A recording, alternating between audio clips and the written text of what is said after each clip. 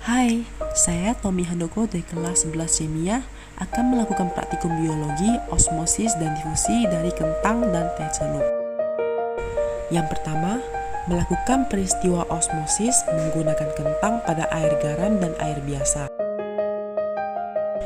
Berikut bahan-bahan yang diperlukan untuk melakukan peristiwa osmosis ini. Bahan-bahannya yaitu 4 sendok teh garam, 2 potong kentang yang berukuran 5 x 1 cm, air biasa, dan air yang dicampurkan dengan garam. Pertama-tama, masukkan garam ke air yang kedua agar menjadi air garam. Setelah itu diaduk hingga merata.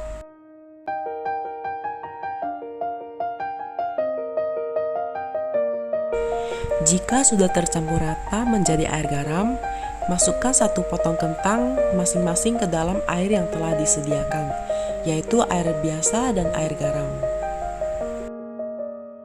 Kemudian atur waktu hingga 20 menit dan tunggu sampai selesai perendamannya.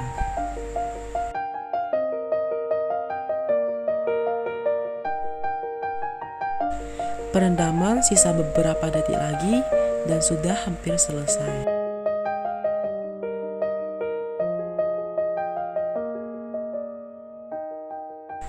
Kentang yang direndam hingga 20 menit telah selesai.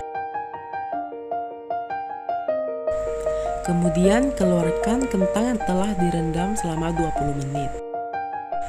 Lalu kentangnya dilap hingga kering. Setelah selesai dilap hingga kering, kita sudah bisa melihat perbedaan perbandingannya. Berikut perbedaan antara kentang yang direndam dengan air biasa dan air garam. Panjang kentang yang direndam dalam air biasa, ukurannya tetap sama dengan ukuran di awal, yaitu 5 cm. Bisa dilihat di video yang sudah tertera.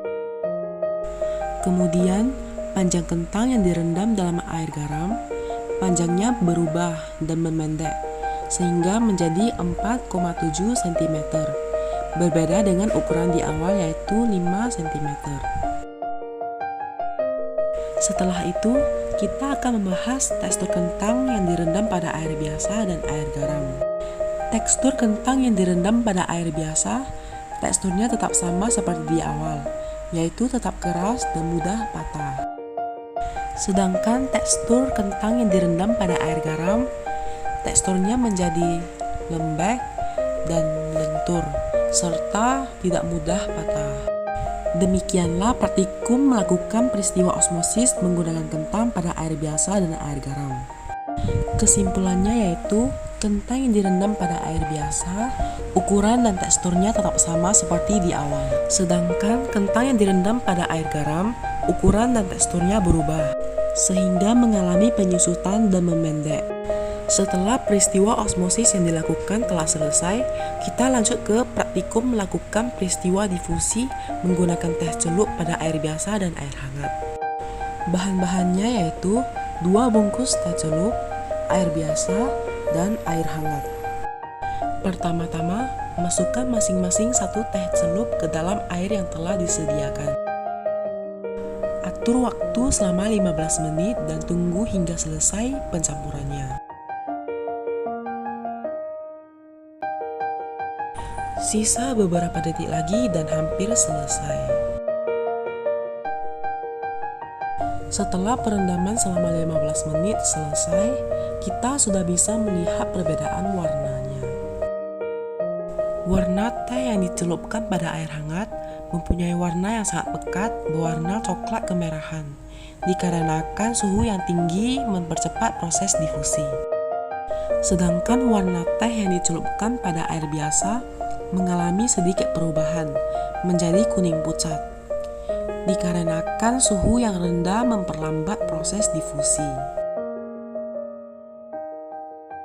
Bisa dilihat secara langsung perbedaan antara teh yang dicelupkan pada air biasa dengan teh yang dicelupkan pada air hangat. Jadi kesimpulannya adalah teh yang dicelupkan pada air hangat mengalami proses difusi yang sangat cepat dikarenakan suhu yang tinggi sehingga warna tehnya menjadi pekat dan tercampur secara merata. Sedangkan teh yang dicelupkan pada air biasa mengalami proses difusi yang sangat lambat dikarenakan suhu yang rendah sehingga warna tehnya menjadi kuning pucat dan tidak bisa tercampur dengan merata. Sekian dari praktikum osmosis pada kentang dan difusi pada teh celup yang saya lakukan. Terima kasih dan sampai jumpa.